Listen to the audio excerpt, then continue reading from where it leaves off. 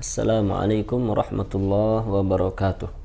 Alhamdulillah wassalatu wassalam ala rasulillah. Kaum muslimin dan muslimah yang dirahmati oleh Allah, dosa besar ke-36, Al-Imam Az-Zahabi rahimahullah mengatakan adamu tanazzuh minal baul, tidak bersuci setelah membuang air kecil. Tidak bersuci, tidak cebok, setelah buang air kecil. Allah Subhanahu wa taala berfirman dalam surat Al-Muddathir ayat keempat, wa thiyabaka fatahhir, dan bersihkanlah pakaianmu. Dalam ayat itu Allah Subhanahu wa taala memerintahkan kita muslim dan muslimah untuk menjaga kesucian, utamanya kesucian pakaian kita, kesucian fisik kita.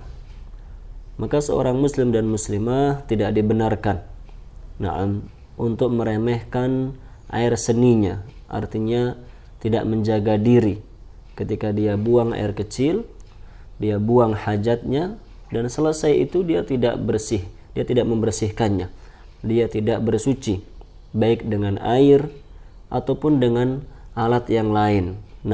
Dia langsung saja setelah buang air kecil langsung saja dipakai kembali pakaiannya. Maka yang seperti itu adalah perbuatan dosa besar yang dilarang dalam agama Islam.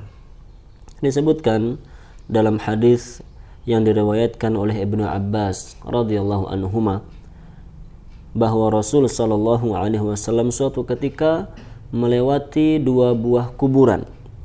Kemudian beliau bersabda, innahuma la yu'azzaban, sesungguhnya kedua ahli kubur itu sedang disiksa. Wa ma yu'azzabani fi kabir, dan kedua-duanya tidak disiksa dikarenakan dosa yang dianggap besar oleh manusia. Artinya keduanya disiksa karena melakukan perbuatan yang dianggap remeh oleh kebanyakan manusia. Amma ahaduhuma fakana yamshi bin namimah.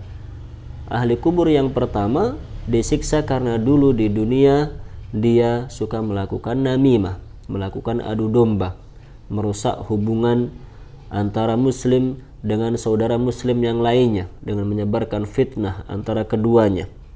Wa ammal akhar fakana la yastabri minal baul, sedangkan penghuni kubur yang kedua disiksa karena dia dulu tidak bersih, tidak bersuci setelah buang air kecil. Hadis sahih riwayat Imam Bukhari dan Imam Muslim. Dalam hadis yang lain Rasulullah sallallahu alaihi wasallam bersabda, istanzihu minal baul, bersucilah kalian dari air seni. Fa inna 'ammata 'adzabil qabri minhu, karena kebanyakan siksa kubur itu disebabkan dosa ini. Hadis diriwayatkan oleh Ad-Daruqutni, Ibnu Abi Syaibah, Ibnu Majah dan Al-Hakim. Diriwayatkan pula oleh Imam Ahmad dengan redaksi yang sedikit berbeda, yaitu Rasulullah sallallahu alaihi wasallam bersabda, aktsaru 'adzabil qabri minal baul, mayoritas siksa kubur itu disebabkan oleh tidak bersucinya seseorang dari air seninya.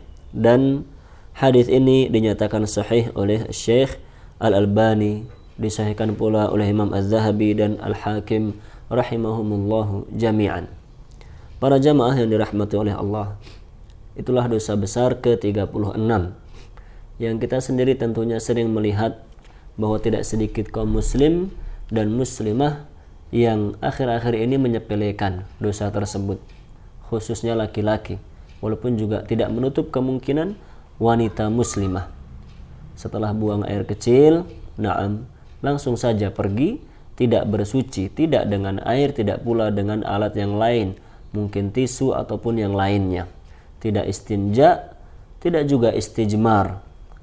Dia meremehkan, dia menganggap itu hanya hal sepele. Padahal ternyata bisa mendatangkan siksa kubur. Itu termasuk dosa besar yang dilaknat oleh Allah Subhanahu wa taala.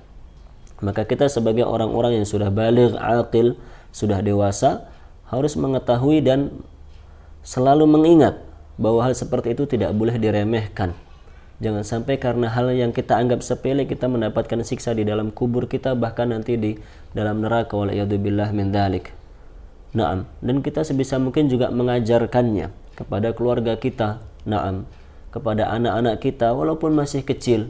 Naam, dibiasakan sejak sekarang, baik anak laki-laki maupun wanita, setelah buang air kecil dibersihkan, disucikan, naam, baik tempat keluarnya maupun anggota tubuh yang lain yang kemungkinan terpercik, terciprat air seni tersebut. Jangan sampai karena kita tidak membersihkan dengan baik, ada air seni yang terciprat ke kaki misalnya, ada yang ke pakaian, kita tidak berhati-hati, akhirnya pakaian itu kita gunakan untuk sholat, dan sholat kita tidak sah karena pakaian itu terkena najis, waliyadzubillah min dzalik. Maka harus berhati-hati, harus senantiasa berusaha menjadi seorang muslim yang menjaga kesucian, menjaga kebersihan sebagaimana dicontohkan oleh Rasulullah Shallallahu alaihi wasallam. Semoga Allah memberikan kemudahan kepada kita semuanya untuk menjadi seorang muslim dan muslimah yang menjaga kesucian dan kebersihan, baik kesucian tubuh kita, kesucian pakaian kita, agar kita menjadi hamba-hamba yang diridhai oleh Allah Subhanahu wa taala. Semoga menjadi ilmu yang bermanfaat, dan atas sangat banyak kekurangan mohon maaf yang sebesar-besarnya. Subhanakallahumma wa bihamdik asyhadu an la ilaha illa anta astaghfiruka wa atubu ilaik.